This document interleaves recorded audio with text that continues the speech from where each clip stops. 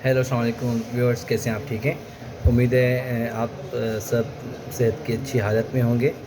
जैसा कि आप जानते हैं कि इन्फेक्शन कंट्रोल किसी भी हॉस्पिटल के लिए बहुत बड़ा मसला होता है, और इन्फेक्शन कंट्रोल के लिए पूरी एक टीम होती है जिसमें इन्फेक्शन कंट्रोल हेड नर्सेज होती हैं, और FCPS डॉक्टर्स होते हैं, और एलाइड हेल्थ केयर वर्कर्स होते हैं जिससे OT स्टाफ वगैरह होता है। पूरे कंबाइंड टीम होती है इन्फेक्शन कंट्रोल की। वो क्या करते हैं कि वो थिएटर हॉस्पिटल्स में, स्पेशली थिएटर्स के अंदर, और वो ये मेक श्योर करते हैं कि जो पेशेंट्स को केयर मिले वो इन्फेक्शन फ्री मिले। इन्फेक्शन कंट्रोल की एम को अचीव करने के लिए हमारे पास हॉस्पिटल्स में जो हेल्थ केयर वर्कर्स होते हैं उनका ट्रेन होना बहुत ज़रूरी है। जैसे कि OT टेक्नीशियंस हो गए, सर्कुलेटर्स हो गए, एनेस्थीसिया टेक्नीशियंस हो गए, और हाउस कीपिंग स्टाफ हो गए। उन तमाम का बहुत अहम रोल होता है इन्फेक्शन को कंट्रोल करने के लिए। और इन्फेक्शन कंट्रोल नर्सेज और इन्फेक्शन कंट्रोल प्रैक्टिशनर्स क्या करती हैं, वो आती हैं, उनको ट्रेन करती हैं, क्यों they are specialise in a field of infection control. तो वो उनको गाइड करती हैं। उन गाइडेंस को इम्प्लीमेंट करना इन हेल्थ केयर वर्कर्स का काम है। और आजकल चूँकि कोविड पेंडेमिक के बाद आपने देखा होगा लोग बड़े अफेयर हो गए हैं इन्फेक्शन के हवाले से भी, और हॉस्पिटल एक्वायर्ड इन्फेक्शन के हवाले से भी, कि किस तरह इनसे बचा जाए। मोस्टली आपने हॉस्पिटल्स में, USA में भी बहुत सारी जगहों में जो इन्फेक्शन कॉज होता है हॉस्पिटल एक्वायर्ड इन्फेक्शन पेशेंट को होता है पोस्ट ऑपरेटिव सर्जरी। तो पोस्ट ऑपरेटिव सर्जिकल इन्फेक्शन को कंट्रोल करने के लिए एक अच्छा इन्फेक्शन कंट्रोल डिपार्टमेंट का होना किसी हॉस्पिटल में बहुत ज़रूरी होता है। फिर डेडिकेटेड स्टाफ हो जो इस मिशन को लेके चले और पेशेंट्स को अच्छी केयर मिल सके। इन्फेक्शन कंट्रोल गाइडलाइन में सबसे पहले जो गाइडलाइंस होती है वो ख़ुद को सेफ्टी की होती है। कहते हैं कि patient safety begin with us. अगर हम अपनी सेफ्टी करेंगे तो इसी से हमें ये होगा कि जो इंसान अपनी सेफ्टी करता है फिर दूसरे की सेफ्टी होती है।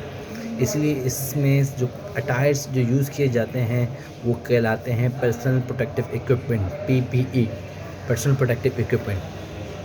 और पर्सनल प्रोटेक्टिव इक्विपमेंट क्यों पहने जाते हैं? बेसिकली अपनी सेफ्टी के लिए।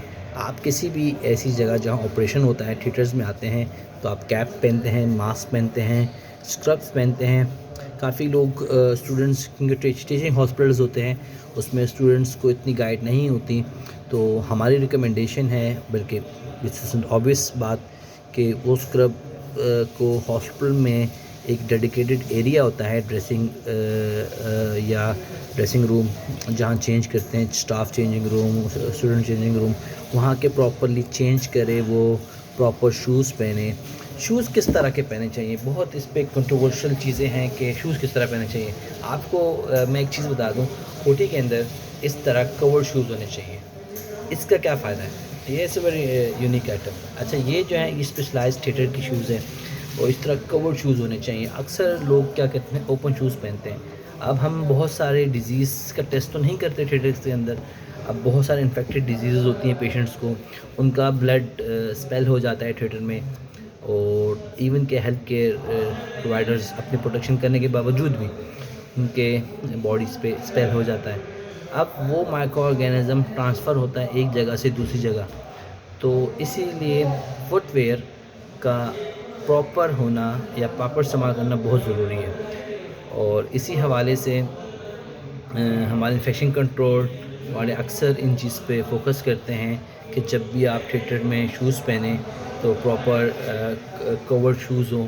दे are recommended for the theatre, लाजमी पहनना है, इसमें कोई दूसरी राय नहीं है। और उसके साथ साथ जो पर्सनल प्रोटेक्टिव अटायर्स हैं, ड्रेस हैं, प्रॉपर ड्रेस हो, ड्रेस हम डेली चेंज करें। और बहुत सारी चीज़ें ऐसी हैं कि वो हमसे जुड़ी हुई हैं, अगर हम उसको फॉलो करेंगे ऑटोमेटिकली पेशेंट केयर अच्छी होगी। पेशेंट केयर के लिए काफ़ी लोग जो आते हैं अपने अज़ीज़ व अक़ारिब को हॉस्पिटल में लाते हैं, तो उनको ये परेशानी होती है कि हमारे अज़ीज़ व अक़ारिब की सर्जरीज़ बहुत अच्छी तरीके से हो, उनको कोई प्रॉब्लम ना हो। तो क्योंकि जब भी कोई हॉस्पिटल पेशेंट्स को अच्छा केयर देता है تو ڈیفینیٹلی وہ اس کا ایک ون ون سچویشن ہوتی ہے. ان کے بیڈ آکوپیشن ریٹس کم ہو جاتا ہے, پیشنٹ جلدی ڈی سی ہوتا ہے, ہاسپٹل کا ٹرن اوور بہت زیادہ ہو جاتا ہے. تو یہ ون ون سچویشن ہوتی ہے. لیکن اگر کوئی ایک پیشنٹ جس کو انفیکشن ہو جاتا ہے وہ ہاسپٹل میں ہی رہتا ہے, تو ہاسپٹل پہ ایک برڈن رہتا ہے, اسی طرح پیشنٹ پہ برڈن رہتا ہے, سائیکولوجیکل افیکٹس آتے ہیں. اور ان تمام چیزوں میں بہت ضروری یہ ہوتا ہے کہ آپ اپنے آپ کو انفیکشن کنٹرول کے حوالے سے ویل اویئر کریں. اسی سلسلے میں ہیلتھ اے ٹو زیڈ جو چینل انٹروڈکشن کروایا ہے میں نے یہ سمجھا ہے کہ میں اپنے تمام لوگوں کو جو اس ہیلتھ کے شعبے سے وابستہ ہیں ان کو جو مین ٹاپکس ہیں, جو مین آگاہی ہے, اس پہ ہم بریف کریں. لیکن اس میں آپ کا سپورٹ کرنا بہت ضروری ہوگا. اگر آپ میرے چینل کو لائک سبسکرائب کرتے ہیں اور آپ سپورٹ کریں گے تو انشاءاللہ مزید بہت انفارمیٹیو ویڈیوز اس ٹاپک پہ آئے گی. ہمیں خود کی سیفٹی کرنی ہے اور دوسروں کی بھی سیفٹی کرنی ہے. میں ڈیٹیل ویڈیو لائک کراؤں گا ہیلتھ کیئر پرووائڈرس کے لیے کہ کس طرح کس چیزوں کو ہم کریں گے تو ہمیں آؤٹ پٹ ملے گا. اور اسی حوالے سے بہت ساری ویڈیوز آنے والی ہیں. مجھے ان باکس میسیجز آتے ہیں کہ آپ تھیٹر فیمیگیشن پہ اور انسٹرومنٹیشن پہ اور بہت ساری ایسی چیزیں ہیں, ٹیوشن ڈرین پہ آپ کلاسز لیں.